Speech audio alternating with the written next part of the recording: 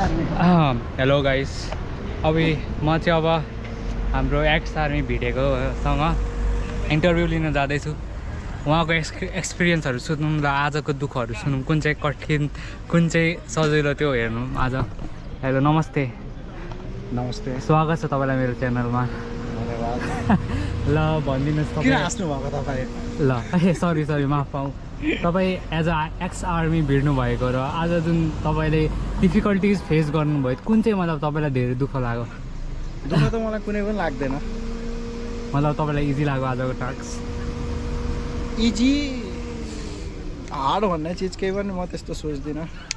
सबै कुरा हार्ड नै हुन्छ। इजी भन्ने चिज चाहिँ के कसैको जिन्दगीमा हुँदैन। त्यो अरूको चिजमा त सजिलो लाग्ने हो क्या, अनि आफ्नो चाहिँ गाह्रो लाग्ने हो। तर सबैको आफ्नो लागेको गाह्रो हो। ध्यान सरी नेपाली इन्टरभ्यू दिएको थिएँ, सरी बिर्सेँ मैले। ल तपाईँ आर्मी भिड्दा पनि दुःख नै थियो, अहिले कोडा हान्दा पनि दुःखै लाग्छ। सुख भन्ने चिज हाम्रो जिन्दगीमा लेखेको छैन रहेछ। सुख भनेको परिवार हो, घर परिवारसँग खानु पाउनु भनेको त्यही सुख जस्तो लाग्छ मलाई चाहिँ। अरू त केहीमा छैन सुख। ओहो, भनेपछि तपाईँलाई सुख भनेको केही लाग्दैन। तर मैले सोध्नु खोजेको जस्तै आजको डिफिकल्टिज र तपाईँले त्यो जुन आर्मी भिड्दाखेरिको डिफिकल्टिज चाहिँ यदि कम्पेयर गर्नु थियो भने कुन चाहिँ अलिकति धेरै टफ जस्तो लाग्यो तपाईँलाई? त्यो दुइटा कम्पेयर हार्नु त यो त के हो नि, त्यो त कम्ता डिफिकल्टी हो। त्यसको त यो 1% पनि होइन। This is nothing.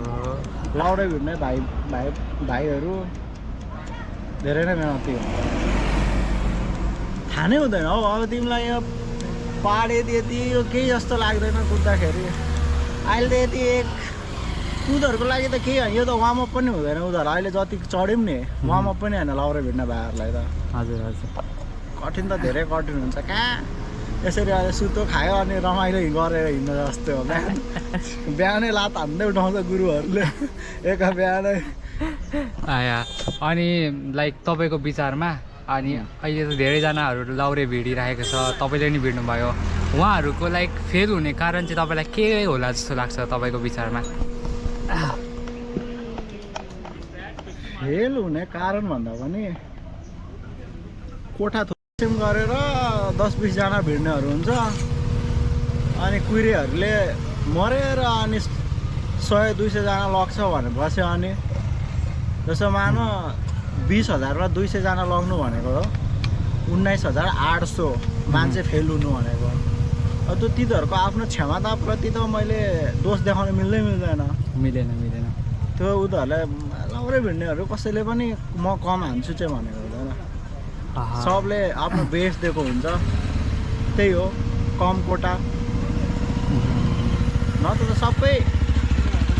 सबलाई 10मा 10 हान्ने हुन्छ। कोही सानोतिनो हुन्छ, त्यो त भइहाल्छ सबमा। तर म चाहिँ कसैलाई पनि यो कमी त्यो ठुलो भन्न सकिँदैन क्या। कोटै चाहिँ थोरै हो, एकदम धेरै कोठा हो। म त त्यही भन्छु, लाउरे भिड्दाखेरि पनि पढाइ चाहिँ कन्टिन्यू राख्नु पर्यो। जहिले पनि टु स्टेप अगाडि हुनु पर्यो प्लानिङमा। यो भएन भने यो गर्छु भन्ने मेरो चाहिँ यही हो धारणा। ठिक छ, मतलब तपाईँको विचारमा चाहिँ यदि हामी कसैले लाउरे भिडेछ भने चाहिँ उसले चाहिँ पढाइ चाहिँ छाड्नु भएन।